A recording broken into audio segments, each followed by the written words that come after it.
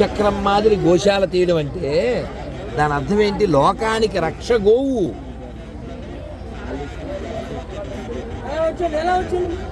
రక్ష గోవు నాన్న. ఎందుకంటే వేదం చెప్తుంది గావో విశ్వస్య మాతరః అని చెప్తుంది.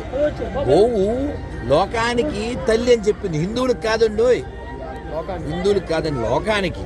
గాలి అందరిది, నేల అందరిది, ఆకాశం అందరిది, ఆవు కూడా అందరిది. కాబట్టి గోవుని రక్షిస్తే ఒక చక్రం, విష్ణు చక్రం ఎలా అయితే కాపాడుతుందో మన ఆరోగ్యాన్ని గోమాత అలా కాపాడుతుంది. కాబట్టి గోవు తను జీవించి ఉన్నప్పుడు మనకు ఉపకారం చేస్తుంది, తను శరీరం వదిలిన తర్వాత కూడా మనకు ఉపకారం చేస్తుంది. అటువంటి గోవుకి అపకారం చేసేవారు భూమికి చాలా తొందరగా ఖాళీ చేసేయాల్సిన వ్యక్తులు వారు. భూమి మీద ఉండకూడదు వాడు ఎవడైనా సరే. ఎందుకంటే గోవుని ఇలా విష్ణు చక్రం వేసి రక్షించుకోవాలి అని గొప్ప ఉన్నత ఉద్దేశాన్ని మనకిచ్చారు.